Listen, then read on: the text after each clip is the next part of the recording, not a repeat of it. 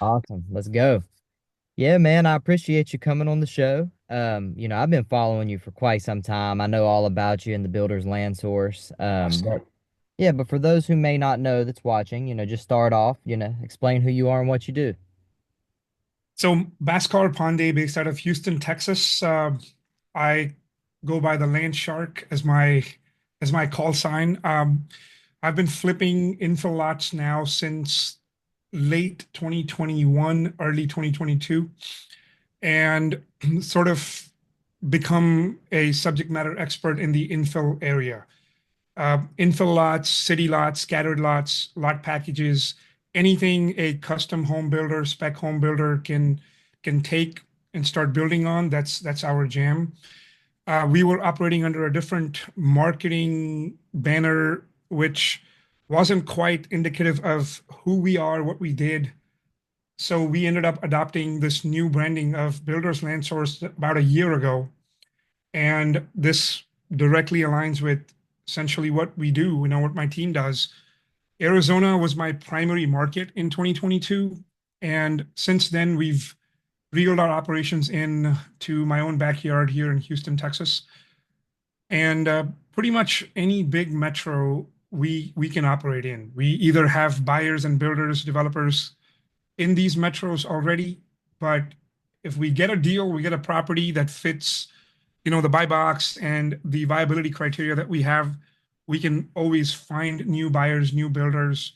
We have the blueprint essentially mapped out to evaluating, underwriting, offer making, finding buyers, selling these lots. So over the last 2.5 years, I think I've done over 100 lot transactions, and I left my W-2. That was a very, very enjoyable W-2, very comfortable W-2 in April of 2022. And since then, man, we've just been flying on faith and doing this full time. That's awesome, man. So impressive. So, did you start off in real estate as the land guy, or, did you just jump straight into land, or were you doing anything with houses at first? I was, man. So like just like anyone else, I haven't been in real estate super long. I just have sort of dove into this niche as deep as I could, just to kind of become the authority, the well-known, land guy in the infill niche. But before that, just like anyone else, I was wanting to buy rental properties, and I bought some rental properties. I bought them on market, primarily saved up 20% down, conventional loans, hit my limit, then tried buying them creatively, buying them from wholesalers, tried wholesaling houses as well. I just didn't know where I needed to be in order for me to like get wealthy from real estate. There's too many shiny objects out there. There's multifamily, there's investing in a syndication. You can fix and flip homes, you can hold rental properties for slow and painful wealth. You can do so much. People are doing stuff with mobile homes. I just didn't know what to do. And just like my career, I had to find my niche as a network security engineer and just double down on network security. I did the same thing. I said, you know what, let's just pick something. Land happened to fall in my lap. Someone gave me a lead and I ran with it. It made a little bit of money, and I just stuck with land since like for the last 3 years. And the riches are in the niches, right? So this is all we do now. Awesome, awesome. So, how does your disposition look like? Are you assigning these land deals? Are you closing on them, then reselling them, a little of both? A little bit of everything. So we wholesale some of the smaller deals with smaller margins. Larger deals, we double close on either with transactional funding, pass-through funding, depending on whatever title companies we are working with are comfortable with. If the margins are there, we find the money. And I've closed on some deals myself, listed them on market. I've closed on some deals, sold them owner finance. I hold notes. But ultimately, makes what makes the most sense is for us to not come out of pocket And majority of my deals, 90% of my deals are no money out of pocket type of deals where we do put some earnest money, we do put some option fees, but eventually the end buyer's funds end up paying for the transaction through and through, and we don't come out of pocket and we just end up taking, some fees home. Awesome.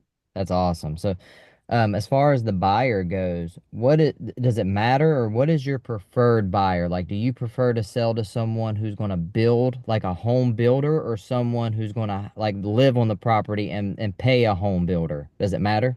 Money, money matters. Whoever brings Okay. the money, I can sell to. They have proof of funds. If we've either done business with them as a builder, developer, and we trust them, we want to do repeat business with them. Yeah. But if I get somebody that's willing to pay a little bit of a markup closer to retail, it's an end buyer, and they're willing to put some skin in the game by putting enough earnest money down, and they understand our terms, I'll sell to anybody. We've sold it to people that were just buying land so they can build their dream home in the future, people that were buying so they could replat, value add, split it, and resell it later. I've sold it to lots of builders and developers who come to us for these lots they need in specific zip codes. So anyone willing to pay and play by my rules, I'm willing to sell to. I like it. That's the way to be. So how are you finding your land deals right now? What's your marketing like? We our marketing is we're doing a little bit of everything, Travis. Okay. We were first initially when texting wasn't so highly regulated. We were texting extensively. We're Yeah. cold calling. We're sending some mailers. We've built somewhat of a presence here in the Texas market. Our branding has been working for us. So we have a lot of people sending us deals or leads, and we partner with a lot of people. Awesome. We do a partnership model of if you bring the deal, we bring the buyer, we split it 50-50. If they bring us a lead, now depending upon how much work they've put into that lead, we don't just offer a flat referral fee or a lead. We don't buy the lead off of them. We like to keep people as partners in the deal, Sure. and that partnership can be anywhere from 20 to 30%, depending upon how much rapport they've built, how easy it is for us to lock that property up, how much work they've already done for us. But if it's not under contract and our team has to go underwrite, negotiate, contract, and then sell, our partnerships are 20/80 or 30/70 in our favor. Awesome. Anyone listening to this, y'all can send us all of your Texas and Arizona deals, and we'll work with you. We'll teach you. We'll show you the process. It doesn't even have to be under contract. If it's just a lead, my team can help you understand the game. You're going to make money. We're going to make money, and you can submit those through our partner portal on our website. Awesome. And you want them to, if it's in Texas or Florida, does it need to Arizona. be in one of those? I mean, Texas and Arizona, does it need to be in like a metro? We'll look at rural deals also. The only difference with some of this, this rural vacant land is we need ample time to be able to sell it. Yeah. We need those locked up cheap. We need to know there's sales there. I mean, I'm a licensed agent too, so we need some specific documents signed by the sellers allowing us to list those properties as well. It just has to be conducive to our model, and we can sell anywhere. We sold land in the middle of nowhere as long as our JV partners understand land in some of those rural areas takes a longer time frame to turn around to sell. So yeah, builderslandsource.com/partner with us. Send us all of your Texas and Arizona deals, and we have established relationships with buyers there already. Awesome. Yeah, I know in rural markets, things can be a lot slower. What are you seeing in your metro markets, in your bigger areas? What's the average time it takes to get rid of a property? Depends, high demand areas, we got bona fide buyers. As long as we get the survey and no title issues, they can close in 2 to 3 weeks. Okay. And then average time frame, I want to say 30 to 45 days.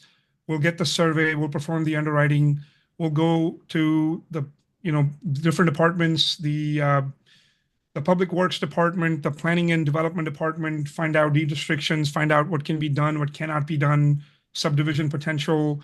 We'll do the whole 9 yards. We'll go deep, perform a packet that we can present to our buyers. And if a survey is needed, I can pay for a survey, or we can send to a buyer that's willing to pay for a survey. And generally speaking, if there's no problems, 30 days about average. but realistically, we'd like to have a 30-day option, a 60-day close, but my buyers can move really, really quick. If it's a good deal in a great area, I've got deals funded in little as 7 days. Awesome. Awesome. Going back to what you were talking about earlier, you haven't been doing land for 20 years. You came from a regular job, a good job, a good paying job, and you decided to leave it. What was that like for you? I'm sure that was a whole new identity that you created. Can you We talk did, about that? man. We did, yeah. So my W-2 was entirely remote. It was a consulting gig where I worked from home just a few hours a day. As and when they needed me, I jumped in, fixed some problems, wrote some code. Things were great. Uh, so I built this blueprint of land flipping on the side by doing some small flips, by building some systems, understanding how marketing works, understanding how offers need to be made. How do we comp land? Once I had a few deals under my belt is when we made the switch. And I made the switch after we had already made over a quarter million in profits. So it wasn't like a lot of people are like, you know what? There's money in land. I'm just going to quit my job. No, I didn't do that. I have Yeah, too many people depending on me, my family, my kids, to just say I'm going to make a rash, risky move like that. yeah. I don't operate like that. So we did a very uh, successful uh, proof of concept before deciding to jump full time. I love that. I think that's very important, that you say that because a lot of people who are in your position, they'll tell you, "Oh, just quit your job and go all in," Right. It and doesn't work like that. no. I mean, I Had guess if some you're terrible months lucky, sometimes. We didn't sell a single deal in a month. We yeah, made zero money. It's very, very, very common with us too. Some months we make six figures easy. Some months the market's not that great. Something happens, some political event happens, or some medical event happens, and some catastrophe hits, and all of a sudden the market shut down, and you'll make no money. And you got to be yeah, prepared for that. yeah. I find that sometimes you make the majority of your money in like in one little quarter or something Yeah, like that. 2 quarters sometimes set you up for the whole year, and you Yeah, can cruise by. yeah. That's awesome. So, as far as building, do you plan on building anything on this land, or do you just prefer to sell it to the builders? For now, we want to do what is working. Rinse and repeat. We want to do baby steps. So the next step is for us to buy some land. We can subdivide, replat ourselves, and buy it cheap enough. Bring some funding, split that land, get it permitted, entitled, essentially ready for someone else to come in and just many folds the return on that. Now, that's a time-consuming process. We're used to seeing quick churn on our money. We're trying to, the entire uh, life cycle of one of our wholesale deals is 30 days on average, right? And then some of these replatting, splitting of land can take up to 6 months sometimes. So we have to ensure the returns are worth it for me to be able to hold on to and borrow money for 3 to 6 months. Yeah, very good point. Very good point, man. I can tell you know what you're talking about. You're not. Sometimes I get people on here, and I wonder if I should have checked to see if they have actual HUD statements. You know what I mean? I'll show you HUDs if you like. No, I believe you, my man. As far, let's say I'm starting out today, I'm getting in the land, I'm trying to leave my job, I don't want to quit yet. And let's say I dive into Houston, you Mhm. know, what should I look for to grading my chances of getting a deal? Houston is a very difficult market for beginners. I say that because there is no zoning ordinance here. Okay. And in other cities where you have residential land clearly marked, separated from commercial, industrial, etc., Houston isn't like that. Houston's essentially a deed restriction enforced market. There is no zoning, and there's a very rapidly changing, evolving city ordinance for building also. So this is not a good market for beginners to be in. Okay. You can lock up properties only to find out that you cannot build what you thought you could on it just because of restrictions. We locked up a 2 acre parcel in a very hot zip code, 77028, hoping, thinking it could result in about a 15 to 16 lot development for a potential buyer. And we had some buyers lined up, and eventually the deal fell through because when we dove deep into the deed restrictions, it clearly stated that a lot shall not be subdivided. So now an owner of a very large piece of land in the inner city, which could have been worth a lot of money, is now stuck with a piece of land that they can only put one single structure on. Wow. So Houston can be a hit or miss. If people are working in this market, I encourage them to team up with people that are experienced, like my team, just because we've been around the block now. We understand the Chapter 42 ordinance, the high density ordinances here, the walkable city initiative, and based on that, we can tell what a piece of land is or is not good for. In other markets, San Antonio, Austin, DFW, land is already zoned for a specific use case. Okay. Much easier to get in, start texting, start calling. Again, be very mindful of the TCPA guidelines and restrictions out there. I'm not an attorney, and this is not legal advice. And I would advise they consult their own attorney before they start mass marketing. But choose a mode of marketing that fits their budget, keeps them safe. Either buy leads from a third party, send mailers, or maybe make some phone calls, but stay away from auto dialers, stay away from automatic text messages. Do a lot of manual work, but try to reach as many land sellers as you can. And ultimately, it's a numbers game. The more offers you make or the more phone calls you make, the more motivated land sellers you'll reach. The more motivated land sellers you make offers to, the more offers get accepted, more contracts get signed. Eventually, you'll have a piece of paper that's actually worth a significant amount of money that could potentially change their lives. Yeah, that's awesome, man. Do you find that with landowners that you actually have, because I know with houses you have a lot of motivation. With land, there could be, but there's also just unwanted, right? Like people just don't want it. Do you That's find a lot of motivation? that's pretty much the only motivation. They've got land, they don't know what to do with. They're paying taxes on it. They're needing to maintain it. They got to mow the land, keep it nice and clean, especially inside the city. Otherwise, there's citations that the city issues. Fines can add up. You can be in trouble with the city. Eventually, if you're not paying, then your city can place some liens on it. You can go uh, eventually end up just being on a list of where your property is now going to be taken over for non-payment of excessive amounts of fines over time. A lot of people have change in their circumstances, death, Yeah. disease, divorce.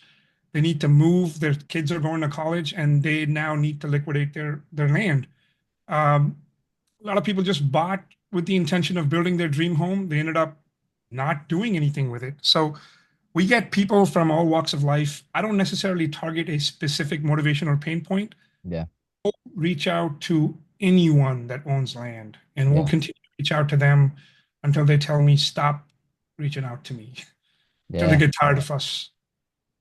That's a good way to do it. And I find that these land lists are typically a lot smaller anyway than, Wait, a single family home, so we're call it recycling all our of it. data a lot. Yeah, yeah, that's awesome, man. That's awesome. I see why why you did land and why you chose land. I know that the due diligence process can be complicated depending on the area, and then you got to make sure you do things right. Um, Absolutely. as And I far want as to give your viewers some value here, Travis. So we've come up with this four-stage due diligence process. Whenever we are looking at a potential property, we do these four layers of diligence. Layer one is essentially validating the facts that are listed on CAD. Are you talking to the right person that is listed on CAD? Are there more than one owners on the deed?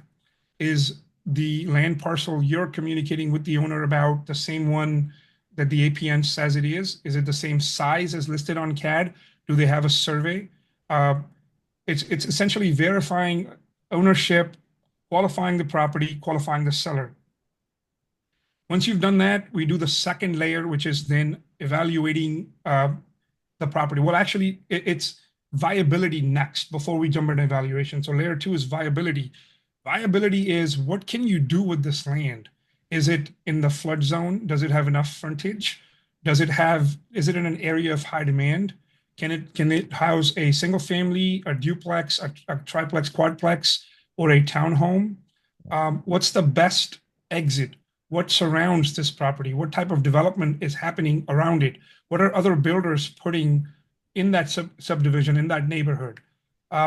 So if it looks like it's a viable piece of property, then we move on to layer three, which is then evaluation. Evaluation is where you run your comps. What are other properties listed at? What did other properties sell for? I'm a licensed agent as well, so I have access to MLS in all major markets here. So we go straight to the MLS to run our comps, but there's other tools available, PropStream, Propelio, tons of other tools that have been giving you MLS sold data now.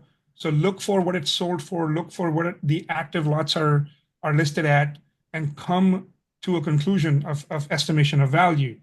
Active properties have a great deal to play in pricing as well, just because sold isn't the only indicator. What if there are active properties cheaper on market right now than what the sold comps are telling your land is worth? That means your land is not worth what you think it is because market's now listing them for lower. Or if they're listing it for a lot higher, make sure that you're the cheapest property still in a profitable margin, compared to the sold properties. And then layer four, after layer three, you've made an offer, locked the property under contract. That's when we dive deep into deed restrictions, HOA restrictions, parking spaces, paved, unpaved, um, just trying to find out exactly what detractors or contributors to value may exist. Is Yeah. it near water? Is it easy access to a nearby highway? Is it on a main thoroughfare? Is it an interior lot? Is it a corner lot? Things that allow value to like fluctuate either in a positive or a negative way. All that is done in layer four as a part of our deep due diligence. So those four layers allow us to create, this comprehensive valuation of a property that tells me whether or not this is good, bad. And then when I send that report to a potential developer or a buyer, they don't have to look at much. They have photos from us, drone footage from us, plats from us, potential exit strategies, comps in the same report. So we're not fly by night wholesaling anything. Everything has Yeah. been very methodically planned and presented. Awesome. That's a lot of value right there. I hope that people are taking notes. That's great, man. So as far as your buyers go, like if I'm just getting started, do I need to, two questions. Do I need to get my buyers first? And second question, how do I do my due diligence on the buyer? Your budget will determine your current situation will determine how you want to start your business. Okay. If you've got money to spare and you're in a job right now, I would advise connecting with buyers first, Yep. because connecting with buyers isn't going to bring revenue now, but it will pave the way for revenue, quick revenue in the future, right? So not having buyers right away is not necessarily a detriment, but starting to go after buyers if you have some buffer and your financial situation allows for is the way to go. Connect with some buyers first, then prospect, save yourself the prospecting money, effort, and essentially save yourself from like contracting junk that won't sell. But if you are in a situation where you need money now and you're looking to wholesale land, you don't necessarily want to waste that time starting to connect with buyers. Yes, connecting with buyers simultaneously would be a good idea, but figure out where there is demand in general, and you can do that with a lot of different ways. And then start prospecting there first, lock up something at a good price, and start marketing that out there to the masses. Partner with somebody with a buyer, or hope that a buyer comes out of the woodwork looking at the deal that you have. If it's a good deal, it'll generally find a buyer for itself.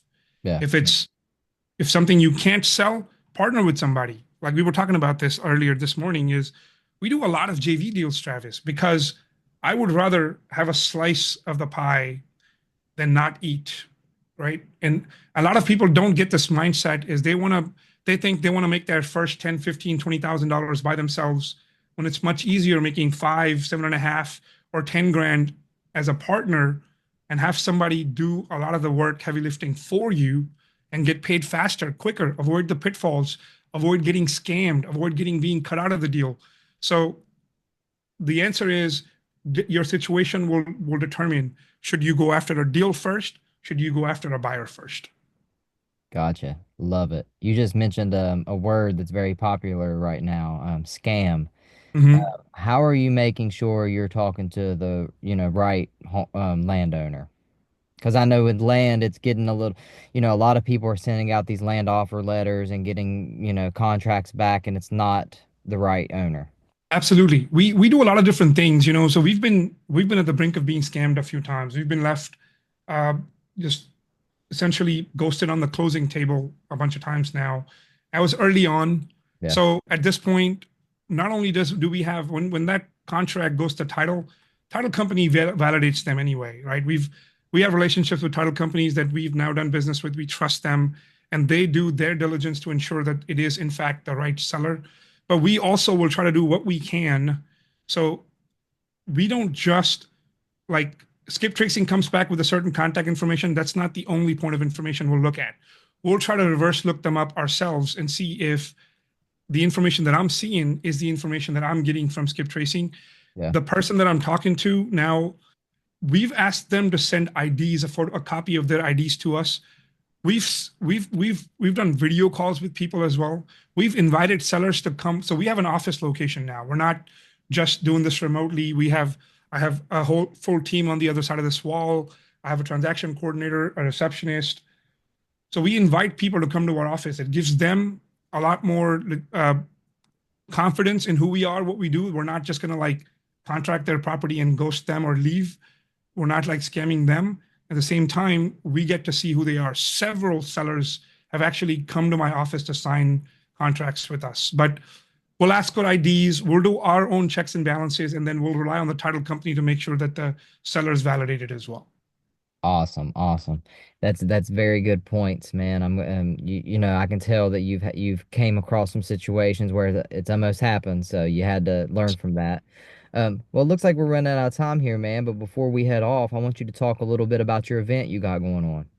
Man, I'm super excited. I've hosted events before just to kind of get myself in among the right people. I started doing events a couple of years ago in Houston. I moved from San Antonio to Houston. And I didn't know anybody here. So I figured, you know what? Why don't I throw an event instead of me trying to go to all these 10, 20 different events and trying to meet different people? Dan Diaz from San Antonio is a business partner of mine, a friend of mine, a mentor of mine. Him and I co-own schoolofsharks.com. And he told me one thing. He says, when others won't put you on stage, you create your own stage. Mm. So that's exactly what I did. We started having events here. The first one, only 25 people showed up, but solid people showed up. And I had a presentation for them. I taught, we networked, we drank, and I ended up picking a couple of people that joined my team. The next event I had, it was like 60 or 70 people out there. And I had sponsors the next time. Next event I had, we didn't even have standing room. The venue was getting mad at us for having more people there than they had the certificate of occupancy for. It was a big hit. People have been telling me, hey, they've been to a lot of paid events and no one's taught them more, given enough like gems and value and knowledge in return than my free events do. So, and then I had people calling me from my last event that were very well-known land flippers here that didn't reserve their seats and just wanted to call me and say, hey man, can I come to your event? And I had to turn them down. I felt terrible. So this time around, I'm doing it slightly larger scale. So my land flipping group, which is a free group on Facebook, is called Texas Land Exchange. Okay. And we do all our events under the Texas Land Exchange banner. So Texas Land Exchange is having this event now called 10X Your Land Deals in 2025. And I've got about 150 seats. We've already sold out of all of our general admission seats. Only my VIP seats are left now. They're $100 to get in. The general admission was free, but it's sold out. I may open a small block of seats again in the near future here, but I'm not sure.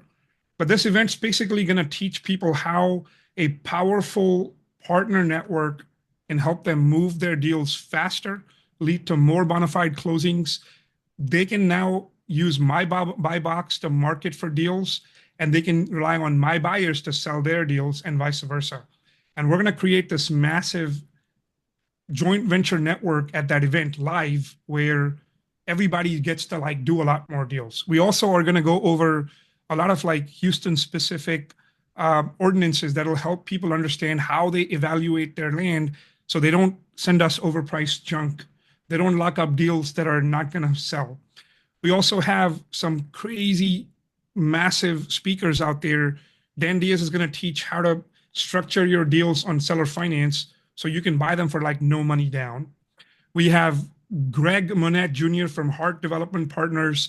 He's a local builder. He's going to talk about his journey from being a wholesaler to now becoming a builder. They're doing 100 homes this year.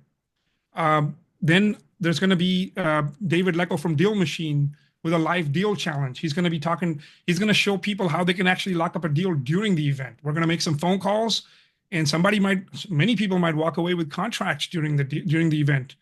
My team's going to present on quite a few different things, negotiating the right contracts, the right structure for your deals, the Houston ordinances, how you can maximize your deal flow. And then we also have Andy Wrong, who's created a land dispo platform. He's going to reveal his platform there, and the attendees will get a chance to be on the early adopters wait list.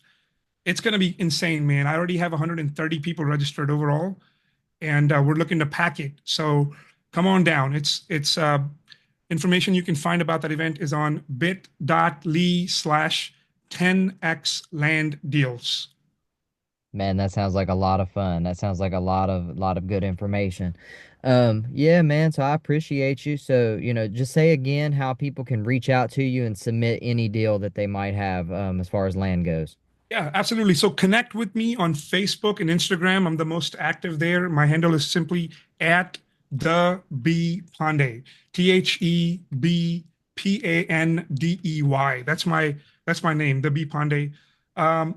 And sending deals. So my website is called simply builderslandsource.com. Go to my website. There's a button on top that says partner with us. Click the button, submit your leads, submit your deals. We work with 110% transparency and integrity. My name is super important to me. We've built this branding and we've built this company and this reputation with a lot of hard work and a lot of time, a lot of money invested. So we protect it no matter what. So your deals are safe with us. We did almost half of our deals last year were partnership deals. So send us deals. Let's make it work. Let's make some money. Awesome, man. Thanks for coming on here and providing value. It was a pleasure, meeting you on here and talking with you. And I wish you much more success than you're already having for sure.